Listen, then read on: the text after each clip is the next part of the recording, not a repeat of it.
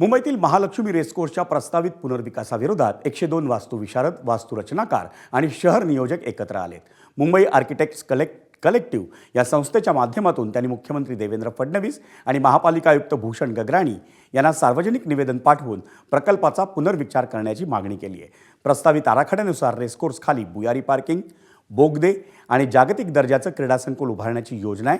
आर्किटेक्ट्सच्या मते भूमिगत बांधकामामुळे पावसाचं पाणी जमिनीत मुरण्याची प्रक्रिया, भूजल पुनर्भरण आणि पूर नियंत्रण यावर दीर्घकालीन परिणाम होऊ शकतो.